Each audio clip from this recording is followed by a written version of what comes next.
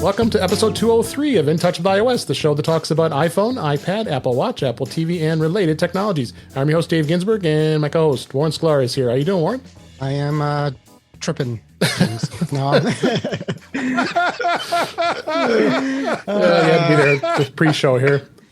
you need an after hours like Chuck does, so you can sell that. Oh my God! Anyhow, right. I'm doing well. Commuting back and forth, and good to be. Yes, good to be back. And Jeff Gamet's back. How you doing, Jeff? I'm doing great, but the colors are so loud. Wow, patterns, man. Patterns. Colors. The sky's on fire. It's Guy that's loud, and his shirt as well. And that's that voice is our returning guest, Guy Serle. How you doing, Guy? What is reality, David? Yeah. What is reality? I don't know. Not this. We try to make some reality to this show, but Good luck. Yeah, good luck. Right, exactly. So we got news this week, and sad news coming up as we talk about it just a bit here. Something has been put to pasture, but and all kinds of other stuff. It is Warren. Out to pasture. Yeah. I was supposed to wait to say that. I'm sorry. Yeah. So let's go ahead and start the news. Dave has to drop me from the Zoom call first thing you can say. Put me to pasture. Oh boy. All right. First story. Welcome everybody here, and we're going to get going here. Apple's internal data shows that many iOS 15 users turn off personal ads with minimal impact on App Store search ads. Starting with iOS 15 and iPadOS 15, Apple introduced a quote-unquote personalized ads toggle during the setup process that makes it easier for users to turn off personalized ads in Apple apps such as the App Store, Apple News, and Stocks. This is a thing that Apple has done with emphasizing that advertisers can reach interested users without having to apply for audience targeting with the campaign. First quarter of 2022, Apple's internal data shows that search ads had a 62.1% average conversion rate for iOS 15 users with personalized ads turned on, versus 62.5% with personal ads turned off. And all countries and regions where search ads were available. Again, this is just kind of proving that privacy isn't a bad thing and ads still work. What do you think, Jeff? You know, the whole wailing and gnashing of teeth about the whole ads thing. This to me says that, look, if you have a system that works well without exploiting users' personal data, you can have an effective ad system. And here you go. People are opting out of the personalization, yet the App Store is still able to give them ads that are more likely to be related to whatever their search interest is at the time. Yep, that is true. Guy, what do you think? You know, I miss the days when you would turn on a television set and the advertising on that television set would not be directed directly at you. It would be corn cereal with sugar and God knows what else that they were trying to sell you. But it wasn't like, well, let's look at Guy's search history. I see microphones and windscreens. So we're going to just put together a whole list of advertising that goes to microphones and windscreens. And it's like, I've got all the microphones I need. You so think? I could have said that cereal. years ago. That's what you need. I need sugary corn-based cereal. That's what I need. So bring it on. Right. So yeah, you know, it's like let's not pretend that personalized ads are anything than what they actually are, which is a data grab. So, you know, stop doing that. Yeah. Any thoughts, Warren? My thought's always been, I think personalized ads are probably better than non-personalized ads. I mean, if I'm going to get ads, I'd rather get ads that are kind of maybe relevant to me. Has it worked in the past? Probably. Have I ever bought something I saw an ad for that was targeted to me? Probably. But I've got that. Otherwise, who knows? Yeah. So the balance is right. How much personalized? How do you get the personalized ads? If you're going to get the ads, how do you get the personalized one without feeling that they're mining your data? And it's a good point. But mining your data, I think is what they're doing is mining the data just back to the advertising people to sell you stuff. So unless they're mining my data to do something nefarious against me, which, I haven't heard of that quite yet, except when there's leaks. And that's what we worry about when there's data leaks, things like that. So when we worry about that, then yeah, sharing data is bad. But in theory, if that wasn't an issue, personalized ads, or if I'm going to see ads, I'd rather see a personalized ad than not. Would I rather see no ads? Yeah, that would be the way to go. Okay. Next story. We like talking about lawsuits here sometimes. Don't too bad Chuck Joyner's not here, but that's his favorite. It's his favorite. But this was interesting for me anyway. Illinois Facebook users, you have a check for a settlement. It's in the mail starting this month, and here's what you need to know. The lawsuit it alleges that Facebook broke Illinois' strict privacy law by collecting and storing biometric data or physical characteristics of users without their consent through features including facial recognition technology. Facebook users might recognize the feature as tag suggestions and notifications. The lawmakers in Illinois passed this Biometric Information Privacy Act back in 2008, requiring companies to obtain consent before collecting biometric information. The policy requires companies to specify how the information will be retained and when it will be destroyed. Well, guess what? I woke up this morning, looked into my bank account, and ka-ching! I got $400 in my bank account this morning. How much? That's a lot of biometric data. Yeah, $400. Oh, $400. Yes. I was about to make a joke about like you got 67 cents or something, but No. Yeah, I when did you not. first said that, That's I why thought you said $4. It was kind of like $400. so how do I? What do you think? How do I get on this train? You need to live in Illinois. So that's the first part. Oh, why is it specific to Illinois? Because it's Because of local laws. Because they broke the law. They broke the laws of this. So, for those of you who are listening or live in my neck of the woods, and you filled out the settlement, you might have some money in either in your bank account or a check might be coming to you shortly. What do you think? What are you buying? Well, I think users in Florida will probably have to pay Facebook for them to take their biometric data. Without really knowing exactly what the law is and how it was broken, honestly, I think Facebook should have been looked at by the DOJ for some of this stuff. But for one reason or another, they just kind of let it slide. So if Illinois users are going to get a $400 check after filling out a little form, hey, more power to them. I wish Virginia had done that. Yeah, it does allege that Facebook knew about this as far back as 2015, but in 2019 they did change its technology, replacing the tool with a broader facial recognition setting, which can be turned off by default. So that the website announced that it would shut down its recognition software entirely in 2021. So apparently it did it. They just need to have this stuff be off by default instead of on by default, right. and depend on their users to be able to navigate a maze of menus to figure out where this stuff is. And that's what they count on, is users not knowing how to turn this stuff off. Mm-hmm.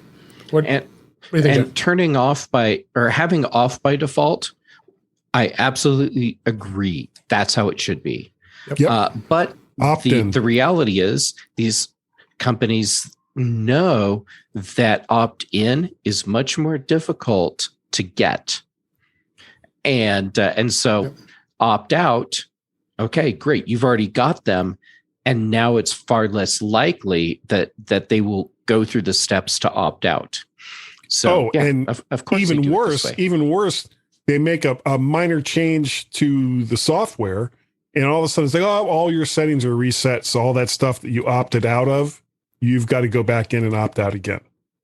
And they just count on users, users basically getting exhausted from having to go and turn all this stuff on or turn all this stuff off. Yeah, I think the thing with having settings reset, that should be some sort of regulated thing where it's a crime, or these companies can face like really painfully stiff penalties for doing that. Yeah. Well, cost Facebook. Well, I mean, this is pocket change for them, $650 million. But no, I mean, I would, whatever they did to your phone and your privacy, I would easily give $400. I would take the $400 in exchange to whatever it was that you didn't even. You didn't completely forgot about it, and all of a sudden this morning there it was. So your phone did something that you didn't know about, and all of a sudden $400 later. Yeah, you had to opt in. I believe you had to go to a settlement, so I must have done it because. Right, for the lawsuit, but before, whatever they're being sued for, you didn't know what was happening at the time. Nobody did until afterwards. No, afterwards when it was advertised advertised, exactly. It was a news story saying that. So it was something that didn't really affect you. You got $400. That's good. Yeah, why not? Okay. What do you buy? So what do you buy? I guess is the question. Nothing fancy. He's waiting until WWDC to see what's announced, and then he'll buy something that's $400 or less. Or the money goes to the wife. You might get $400 is approaching AirPod Max territory. I've seen a few around there. I saw a pair of refurb for about that. So I wouldn't hear the end of it. So I'll just not with the earphones on. That too. You know what a great microphone you could buy for $400. Yeah, I know. You're just not good at it. These old things. You just never noticed them before. Yeah. All right. Let's move on. Next story here. Apple's merger of iCloud documents and data into iCloud Drive has been complete. This was late last week. Apple announced that it would be merging iCloud documents and data service into iCloud Drive in May of 2022. It was a year before that was announced. The transition is now completed. As noted in a support document article updated this past week, users who previously relied on iCloud documents and data for syncing files across devices will need to turn iCloud Drive on in order to see their files. They say iCloud documents and data, our legacy document syncing service has been discontinued by iCloud Drive. If you use this, your account has been migrated to iCloud Drive. So basically, they're saying that the vast majority of iCloud users already have pretty much turned on iCloud Drive anyway, so you probably won't see much of a change. But if you hadn't done it, this was prior to the introduction of iCloud Drive in 2014 and never enabled it, you probably will be moved over. So what do you think, Jeff? This is a long time coming. Glad it's over. The big news for me is not that the transition is done. It's that when they announced that they were going to start the transition, that iCloud Documents was still a thing. I thought it was already gone. Yeah, I thought so too. I mean, I completely forgot about it, honestly. Did you use this guy? Are you backing up things on iCloud Drive? Yeah, that and Mobile Me and .Mac. Some of the iTools. iTools. Yeah, it's quite a hodgepodge. Honestly, I do use it, and because I'm on the Apple Plus with 2 terabytes of the bundle. Yeah, the bundle. Since I've got 2 terabytes of storage, I have it on by default, and I got a lot of stuff over there. But I basically back up every single thing I have through Backblaze for offsite storage. So I'm good no matter what happens. Most of us geeks are doing multiple places for backup, and this probably more applies to people who are just depending on iCloud, and that's there's nothing wrong. I mean, there's nothing wrong with iCloud. It's the one biggest problem, place. That most people have is they usually don't have enough storage. Right, they don't pay for it. So if you like 5 my gigs, wife, that's enough. I have tried to get my wife to sign on using my service for a long time, and I cannot get her to do it. She's like, I don't want your stuff mixed with my stuff and blah, blah, blah. It's like, the the benefits far outweigh. But in the meantime, then I'm also hearing, well, I don't have all my photos on my free iCloud account. It's like, okay, I'm just going to stop. Well, I'm going to stop. And space. You just got to figure it out. Choose your battles. Yeah. And so that's 30 years of married life. That's how that works. Does work that way. And that's why you've been married for 30 years because I don't fight with her about battles these to things. choose. That's right. You also have to remember that regardless of the battles that I choose, I'm going to lose. And so that's it doesn't an important matter. Part of making the marriage work too. Yes, it's a Where are we going with this compromise. topic? It's a compromise Dave, where wrangle them she in. wins. What are you doing? What? Wrangle them in. We're done. I'm wrangling you, and go ahead and tell you what your thoughts are for this. iCloud Drive. I didn't even know it was still separated in any method, but I use it. I love it. A man with 3 or 4 Macs at a time. Shut up, Lola. Would love loves having their files synced everywhere. If without thinking about it. And I do IT support, and there's been more than one time where the iCloud Drive saved their bacon and they didn't even know it because they didn't even know it was in the cloud. So there you go. Good stuff. Make sure you're backing up. Next story. Some Apple TV users complain of Dolby Atmos audio issues. A cluster of Apple TV owners over the last several months have been complaining about several issues when using external speakers with the Apple TV and attempting to listen to a Dolby Atmos audio. They're trying to do too much. There was a thread in Apple support forums that started last year in September and had over 25 pages of users complaining. So someone was not happy. So most of the users were saying it looks like it was coming from the Netflix app. It seems kind of ironic. What do you think? What do you think, Jeff? Coming from the Netflix app, I don't want to jump in and blame Apple immediately because Netflix.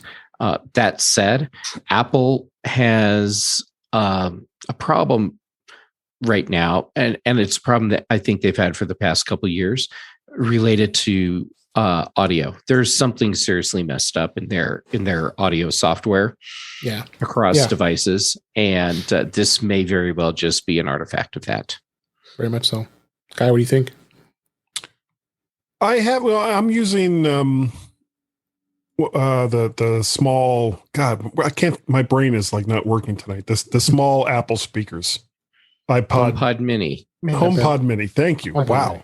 I'm 61 years old. Did you know that? So, I've got two HomePod Minis connected up to the Apple TV downstairs. And, I don't know if that's going to be affected by some kind of problem with Dolby Atmos. It sounds fine to me. I don't have a problem with it. Yeah. Shiny. Do you hook up? Do you even use Apple TV, or do you have any sound hooked up to it?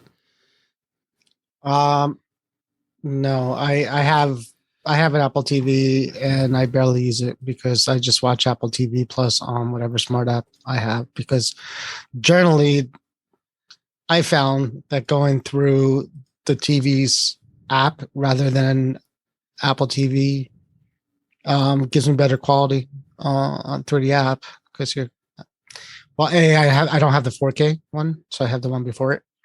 So if I figure I could watch 4K on my smart TV, possibly, I don't know for sure, but definitely more of a chance than the Apple TV, because that's not 4K.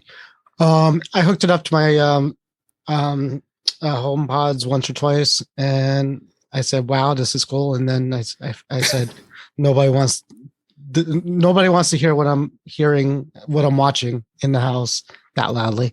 So that was the end of that. So no, unless it's big movie night and we want to have a viewing, we don't really use surround sound too much. I mean, I have every TV I have, I bought a sound bar. Basically, one of the sound bars, I have the surround sound kind of emulated through it without having all the, because my wife doesn't want all the speakers in the back. That's another reason I can't do this, because of aesthetics of the house, which sucks. But so, I can't wait to see where this goes. Yeah. No, well, where it's going is I have the sound bars, the one that kind of do surround sound, and a subwoofer somewhere in the house. and it sounds fine. And that's what I use for my TVs. So Paw Patrol comes out really well. Again, Oh yeah, that's a epic. Verizon screensaver, like David mentioned already. I use the AirPods Pro when I'm watching Star Trek Stranger Worlds, and I haven't seen the second episode yet. Don't say anything. it just came out today. Okay. It's really good. I really enjoyed it. Oh, you already saw it? Jeez. So Orville, June 2nd. The sound does sound really great on the AirPods Pro, so I'm happy with that. Do I have to subscribe to something? Hulu. I have Hulu, but I don't have the live TV version of Hulu. You don't need live TV. That's okay. You don't need live TV version for awesome. Orville. All right. That's a good show. Next story here. Apple CarPlay currently is absent in BMW cars. Carmaker BMW is shipping new cars without Android Auto and CarPlay functionality as it shifts chip suppliers. The new chips in the BMW vehicles require up-to-date software to run CarPlay and Android Auto. However, due to chip suppliers shift, customers were told by dealerships to wait for the OTA update to enable the service by the end of June. Number of affected BMW models is not clear, but believes customers in the UK, the US, France, Spain, and Italy have experienced the same issue confirmed by online posts. Affected vehicles are said to have a 6P1 code in their model specifications. So apparently they had to change chip suppliers because, of course, there is a chip shortage. What do you think, Guy? I think I wouldn't buy a BMW if you paid me to have a BMW. I know. In fact, I just now thinking this is a sore subject for cars, right? That's what you're dealing with. Yeah. I'm not a fan. I'm not a BMW fan. I don't think they're really all that great. Oren, I think doesn't your wife have a BMW? She does. In fact, I just drove it back from the beach. Yeah, it's nice. It's a 2015 BMW X5 SUV. So anyways, when I saw the headline, I thought that they were not shipping it in the cars and you would never get it. But if I have to wait a month to have it turned on, I'll survive. If I bought a BMW and it didn't have the CarPlay or in it, I would be pissed. I probably wouldn't buy it. I actually probably wouldn't buy a BMW now if it didn't have the CarPlay. But if the salesperson says, wait a month and you'll have it, and we'll turn it on, buy it. Is that what they're saying? Yeah, they're saying that because of a chip supplier change that they had to have it disabled, and over the air update will enable both services. But I'm not sure. There's a chip supply issue, which is a physical thing. No, it was a chip supplier change, is what they did. Yeah, so I guess the chips that they have in the cars right now aren't set up to do CarPlay or Android Auto, but the over the air. It's probably like a firmware thing. Yeah. Okay, but it's not a chip supply issue because no, I just threw that in. But it's not, right? Yeah, I wouldn't buy a car without CarPlay. The chips in the car, the actual piece of metal's in the car. So yeah, it is. They just have to flip the switch. So yeah, if it's in June, it's fine. Yeah, you know my feeling. I'm very jealous of you car players out there because again, I used it in my son's car all the time and I love it. It's great. Yep. Jeff, any thoughts? Yep. I cannot imagine buying a car or most any other product with the promise that a feature will be coming to it. Yeah. Eventually. Especially BMW, if they're telling people that and it didn't really happen, I think it would be, I don't think that would ever happen with BMW. If I were the kind of person that enjoyed BMWs and were to buy one and I went into a showroom and said, sell me a BMW right now, and I'm going to use CarPlay with it. And they said, great, we have this model right here, which will be perfect for you, but it won't have CarPlay for a month. I'd say, okay, I'll see you in a month. And I'd walk out. And if I still wanted the car a month later, I'd come back in. And if it had CarPlay, okay, now I would buy it. There is a car shortage. I would walk back out. There is a car shortage. So, I mean, people say take what you could get. I mean, maybe different times, but if you really wanted a car, and BMW, which is not like, Kia, sorry, would, I would feel just like if Apple's, Apple does the same thing, and they're sometimes more notorious for not coming through with their promises on that. Well, okay, so same thing. Like when they released a new version of the operating system, I'm not getting the new operating system for the promise of that feature that they aren't delivering for a month or a year. I'm getting it for a bunch of other things. And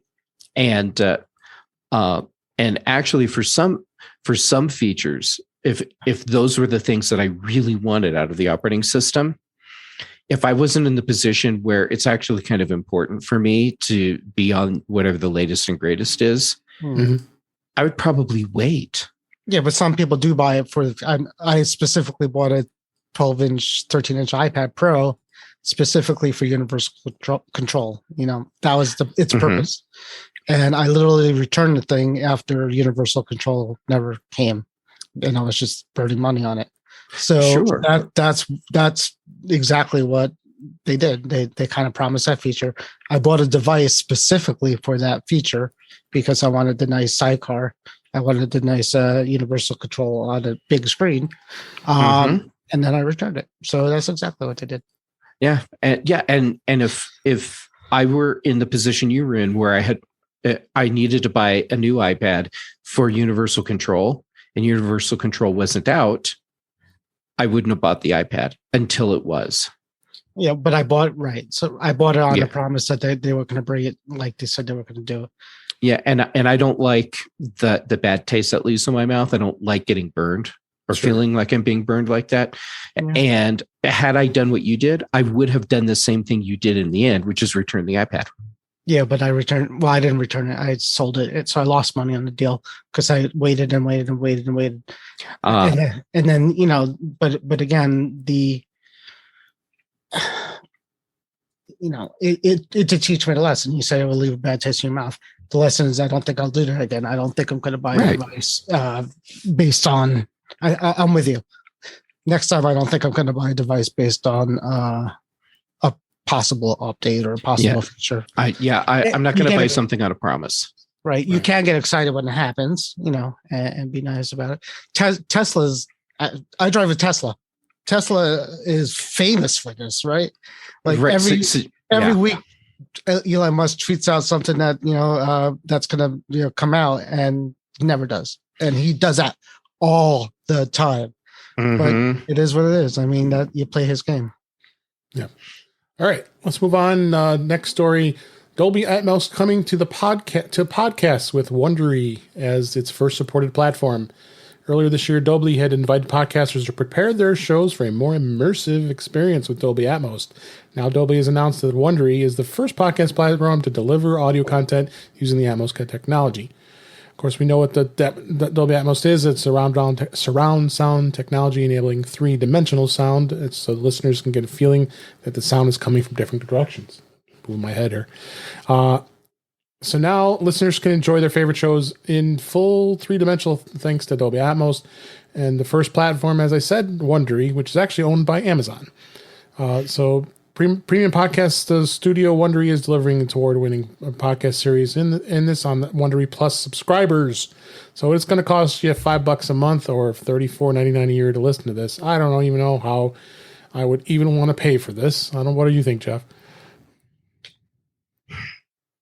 As someone who's been in the podcasting world for a very long time, the idea of setting up a podcast with Dolby Atmos to me is practically unthinkable. Yeah. I mean, unless you're doing a show where stereo and surround sound type effects are key to what your show is supposed to be. Other than that, why in the world would you even think about doing this? The point? I have an idea. MP3 mono. Make your files small. Make it download fast. Because not everyone lives in this fantasy world that Apple has, where you have a constant, unlimited broadband, high speed, like really big bandwidth broadband connection. Right. I have an idea for a show. If you're going to do it Atmos, you need somebody yelling in this ear, somebody yelling at a different person, and you're in the middle, and all they do is argue with each other, and you have to sit there and listen to them coming to you in stereo. That sounds like the MyMac podcast. Oh, yeah. I think the MyMac podcast might be perfect to that. Most to have Guy in this year and Gaz in this year, and you're just like, Yeah, first, You know, first I was off, thinking this would be like a punishment ASMR podcast, but no, it's my Mac. You're right. For BDSM. oh God, don't so go there. ADSR, instead of relaxing you, it gets you wound up and nervous. Not that I have any idea what that means. Which I'm moving on. Which would you do? Even deal with listening to this guy? No. You could set up. You could get 3/4 of the way there, basically by having it in just plain old stereo, and you move one mic just a little to the left and one mic just a little to the right, and there you've got a relatively directed mix, instead of having to try to set up. Okay, I want the lightning sound effect to sound like it's coming 157.2 feet behind the left ear, but just to the one side. It's like, no. Even people that do, like these real crime podcasts and all the rest of that, or story podcasts, they're not going to be bothered. Half these people can barely set up a microphone, much less trying to figure out Dolby Atmos. It's like, no, it's a stupid concept, and I hope it crashes and burns. I can see where this could be used really effectively by the big name players, like NPR. Right. They do highly produced shows, and they could do some really cool stuff with this. But for everyone else, I mean, come on, you're doubling your file size just to go to stereo, and then add in the extra data on top of that for Atmos. And is it really worth the extra bandwidth for that file? And that even assumes that whoever's listening to it is set up to listen to it with Dolby Atmos. Right. Most people aren't. It's pointless. It's ridiculous. It's pointless, and yes, it's pointless. And the first time we hear a show in Dolby Atmos, we're going to be like, "Holy crap, this is amazing! What have I been missing all this time?" I won't be doing it anytime soon.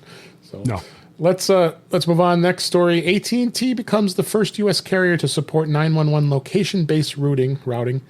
AT&T has announced that it's the first carrier to use the location-based routing for 911 calls across the country in the United States. The feature allows AT&T to be more quickly and accurately detect where a wireless 911 call is coming from, utilizes the device's GPS and hybrid information to direct the call to the correct call center.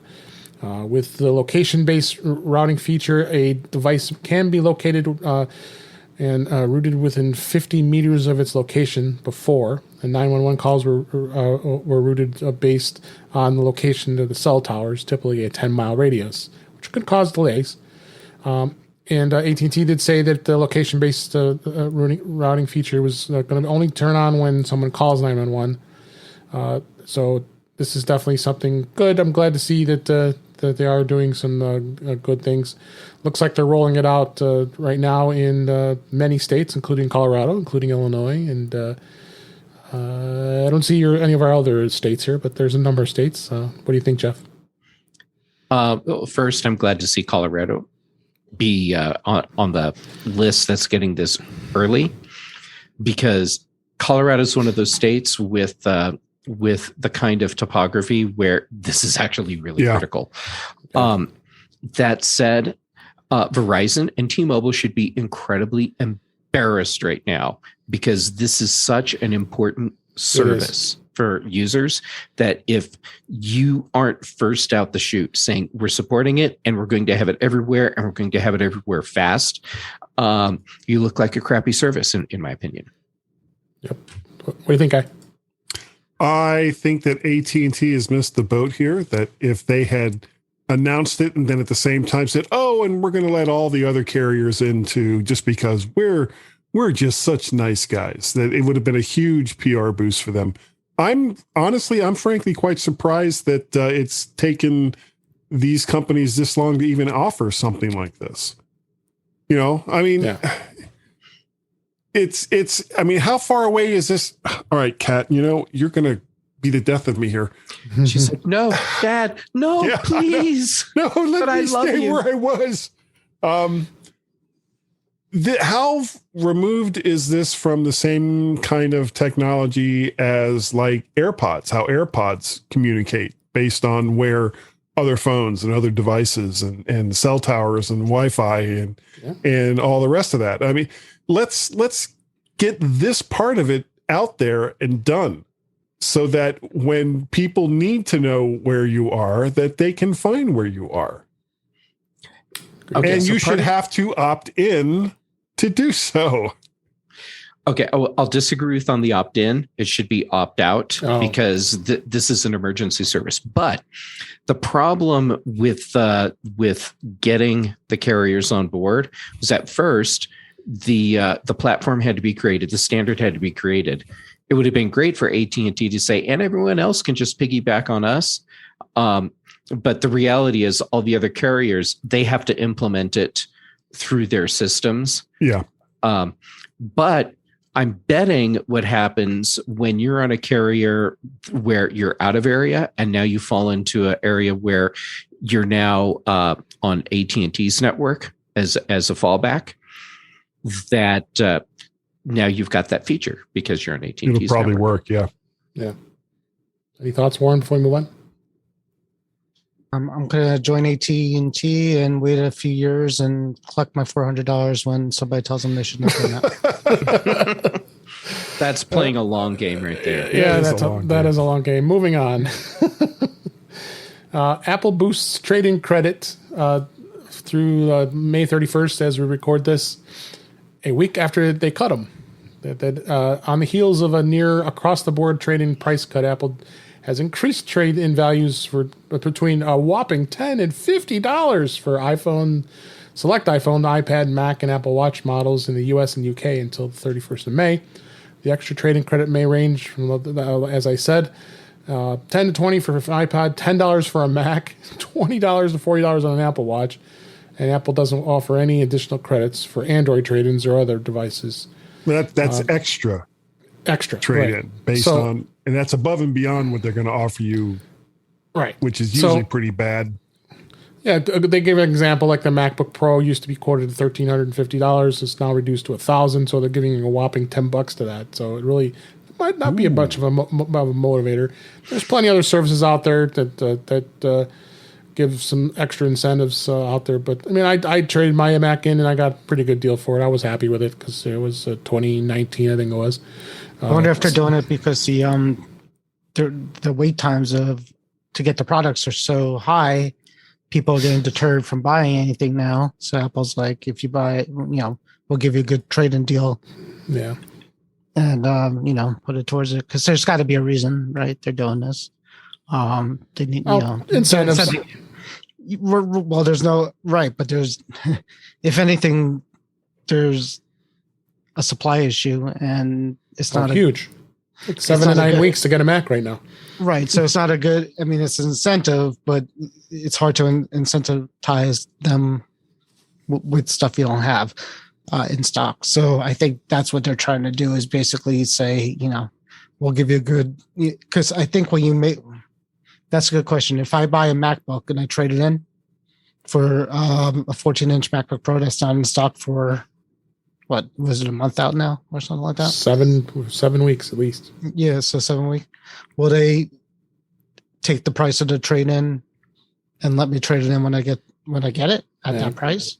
Because if they do that, I think that's smart, and maybe that's what they're doing. I'll give you an Apple credit gift card or whatever it is. Yeah. I mean, the thing is, you don't want to be without your laptop. I mean, that's the thing. You can't be without your laptop. So right. But if they give you a trade, they don't give you the actual money yet, but they give you, I'm going to give you X amount of money for this MacBook Pro. Yeah, guarantee it until the and then 2 months from now, when this MacBook Pro 14 comes in, we'll swap and you'll get the credit. Any thoughts on this, Jeff? Yep. I think we're looking at the wrong place for where the problem's coming in here.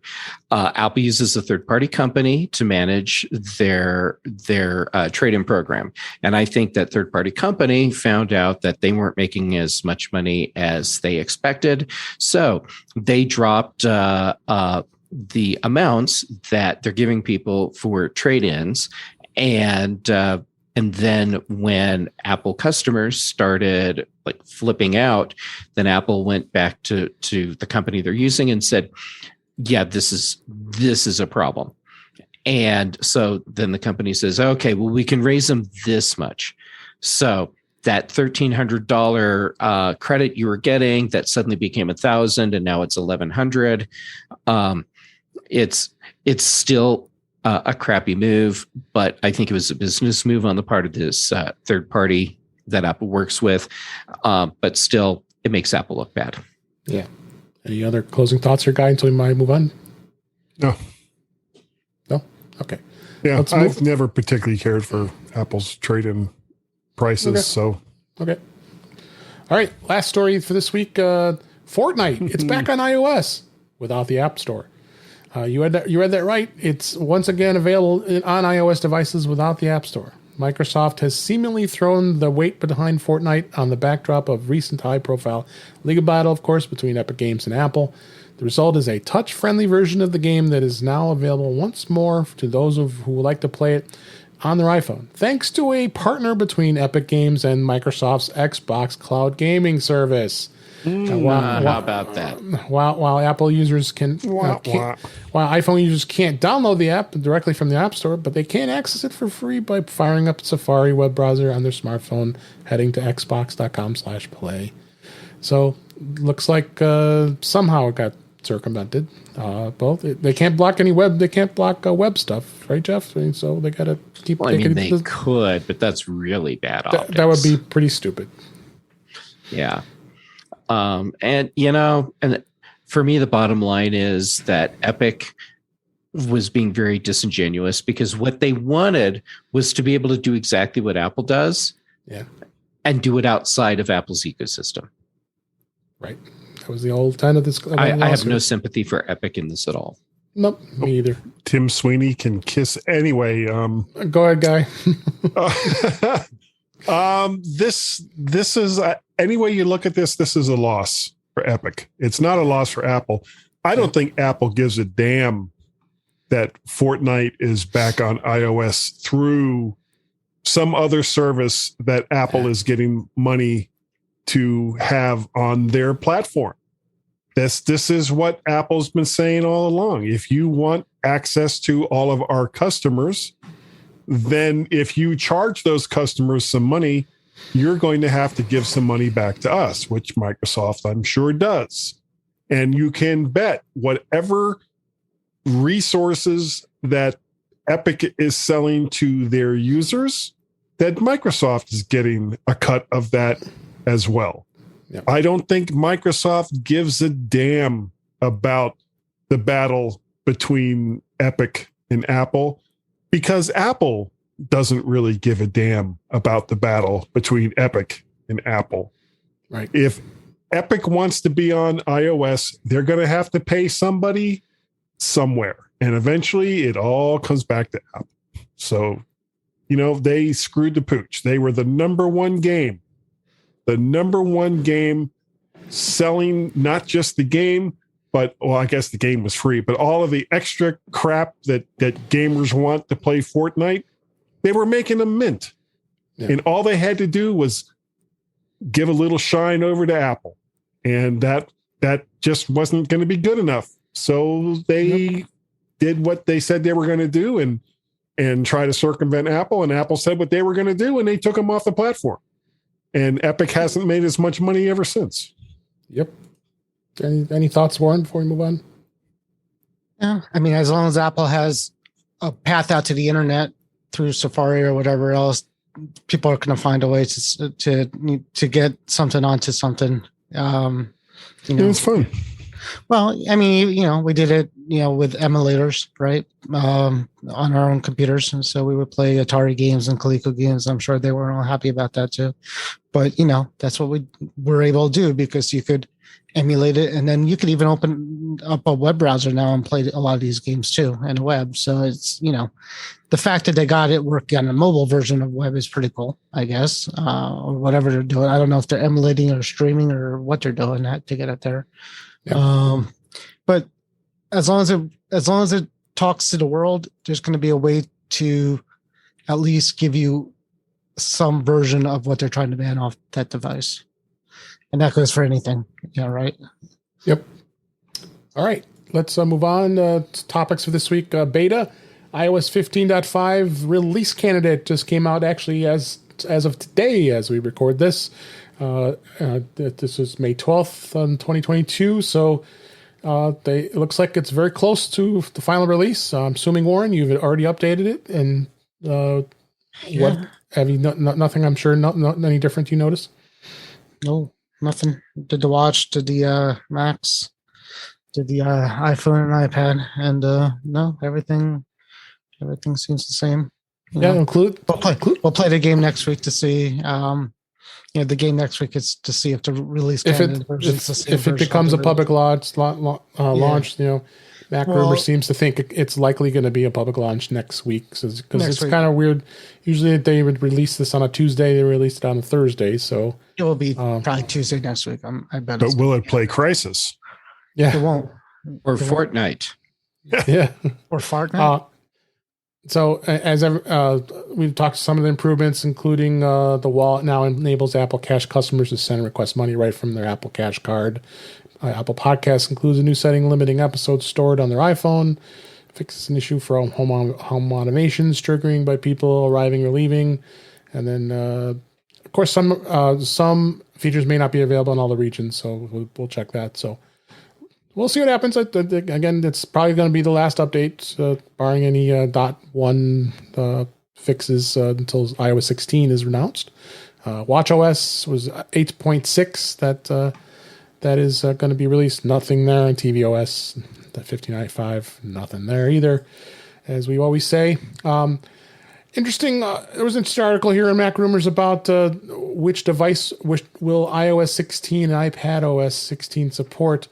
These are all rumors, but it looks as if anybody is saying that the fact that you have to have a device that has at least 3 gigabytes of RAM and memory, simply that it needs to handle it because the OS is becoming a much bigger horsepower.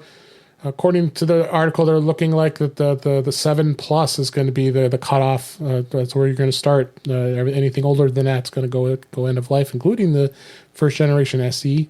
All the other devices below that are going to be out there, and of course the iPod Touch will not be supported. They say. We'll talk about that in a minute. And then iPad. I was surprised here to see this. I have an iPad Pro, the first generation iPad Pro, and they're still saying it's going to be supported. They were rumoring that it was not going to be supported. So all the Pro models are still supported, according to this. 2017, 2018, 2017 at least, or no, actually, 2016 maybe, 2016, 2017, yeah. So it's going back ways, 6 years. So still a perfectly good iPad. I got the 12.9 inch. So you guys have any thoughts on this? Like I think this is nothing new each year that we deal with this. Yeah, well, I mean, they're going back 4 to 6 years basically on all devices that will at least allow you to install it. It won't necessarily have all the latest and greatest features depending on the hardware set of the device that you're putting it on. But the fact that Apple is really the only company that is making backwards compatible hardware that is 5 years old or older. And, hey, that's what you get when you pay a premium for a product. You get better support and you get longer service. I agree. Any thoughts on that, Jeff? That's why a lot of us use it.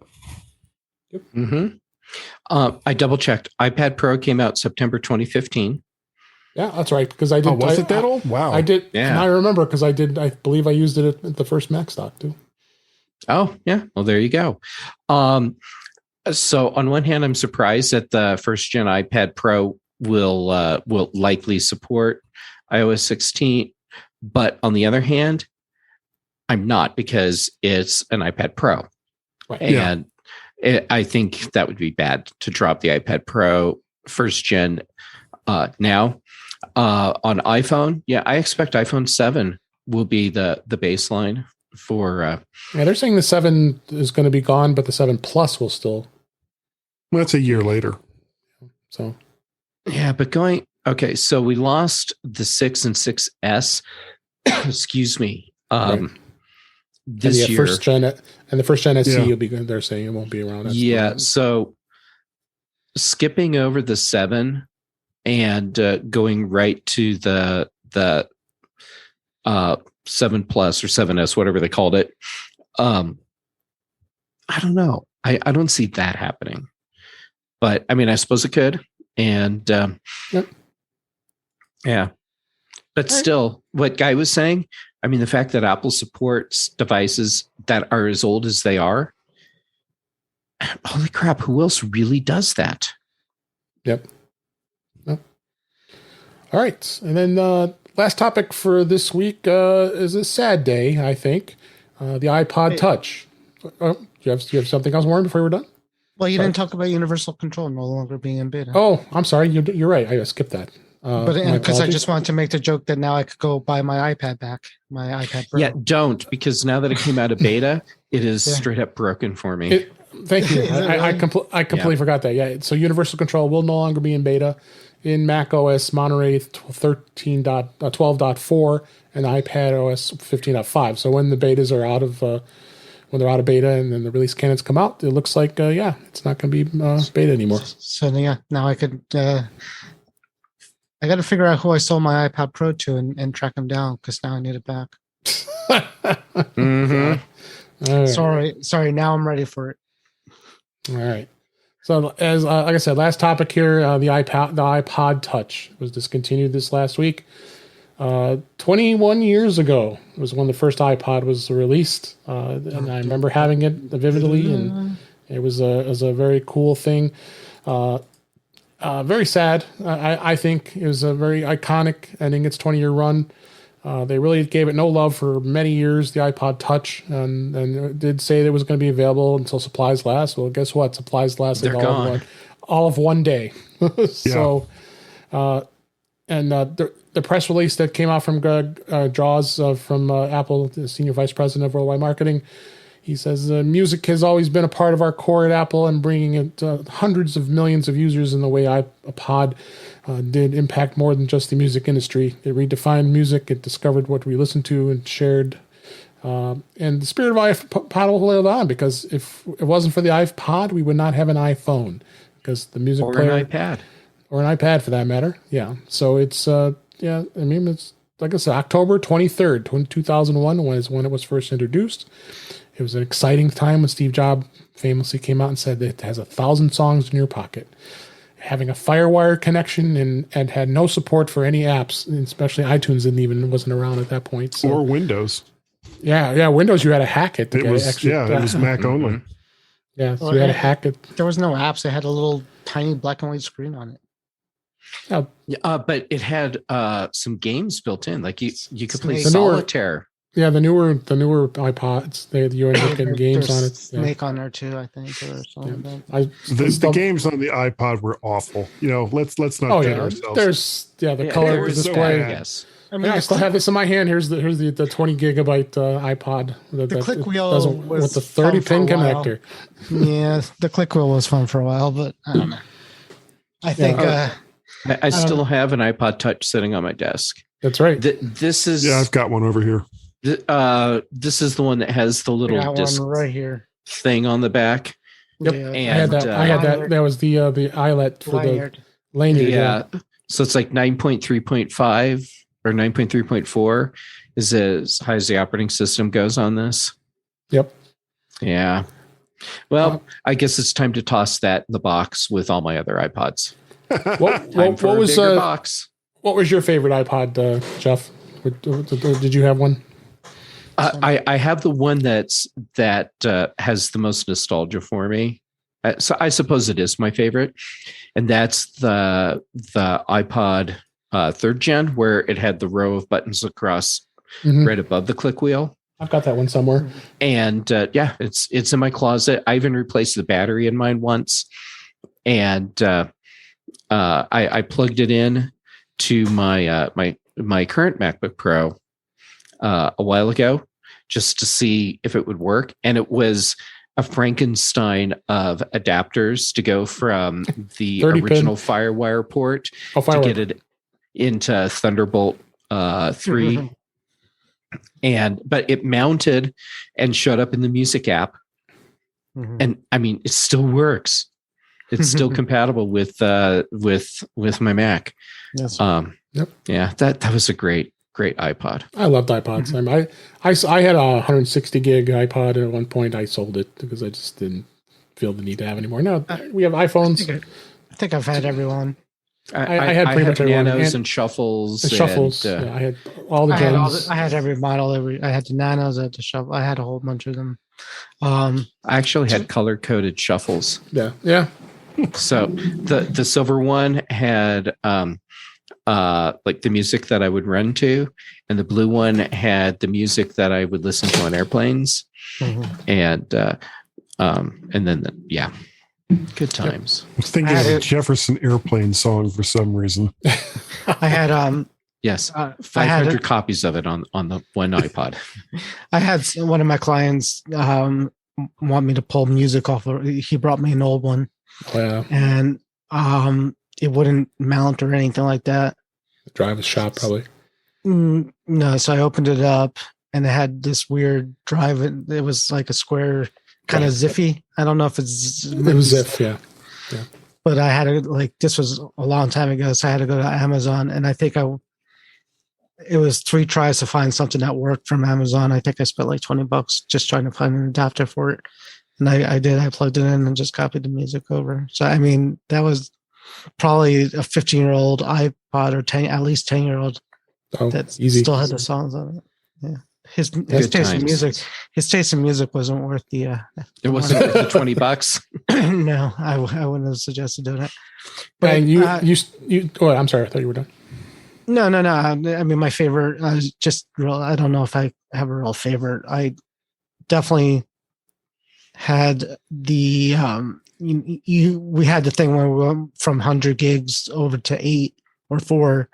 Right. We all had the problem of trying to figure out what to put on that 8 or 4, what music to put on there. And that was a pain in the butt, Just like the shuffle, you were blind. You didn't know what the hell was on it until you plugged it in. Right. Well, that's a weird thing too. That's also kind of happened with like the Apple TV is their early products had a large hard drive in it. Like, again, they started at 40 or 80 or something like that.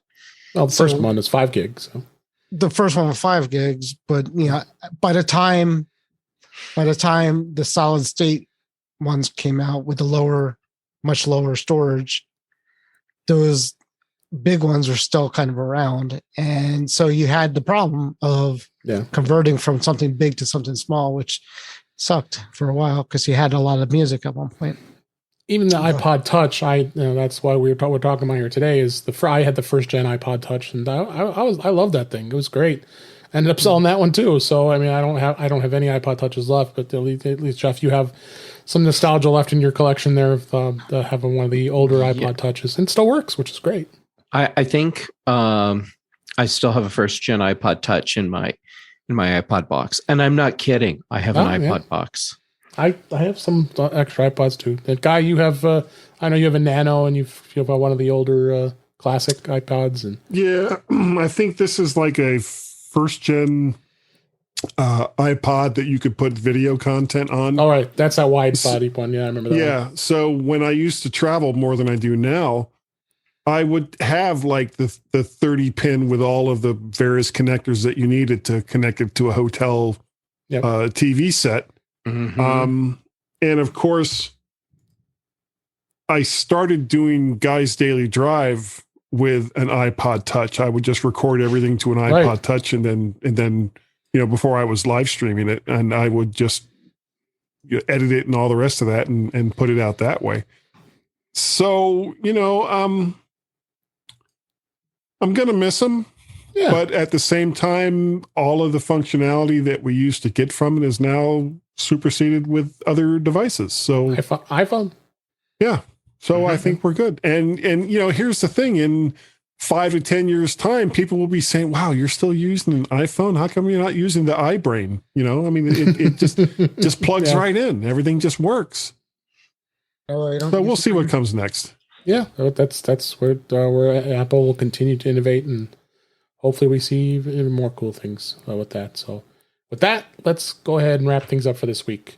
That's a wrap for this week. Please send your comments, questions, and suggestions to our email address, feedback@intouchwithios.com. You can follow us on Twitter @intouchwithios. Support the show. Buy me a coffee at intouchwithios.com/coffee. We'd really appreciate it. You can also become a Patreon of the show by going to patreon.com/intouchwithios. We have 2 tiers available to support the show. We'd really appreciate it. Make sure you like, share, subscribe so you're notified of when we are live streaming, which is on Thursday nights, usually at 8 p.m. Eastern, 5 p.m. Pacific, on the YouTube channel, which is youtube.com/DaveG65. And you also could listen to past shows there as well.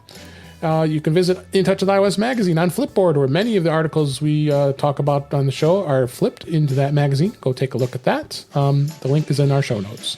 You can subscribe to the show in your favorite podcatcher, including Pocket Casts, Apple Podcasts, and many others. But better yet, go to our website at intouchwithios.com, where all the links to all the ways to listen to us are there. I am Dave Ginsburg, and you can find me on Twitter at DaveG65. Jeff Gamet, thanks for being here as always. Where can people find you? Well, thanks for having me back again. You can find me on Twitter and Instagram, JGamet on both. YouTube.com/JGamet for videos. Most Tuesday evenings on Mac Voices Live, and then Thursdays on The Big Show, and then most Thursday evenings here, and then Friday mornings on The Mac Show. And Brian Chaffin and I are doing The Context Machine. So we have new episodes of that coming out every week.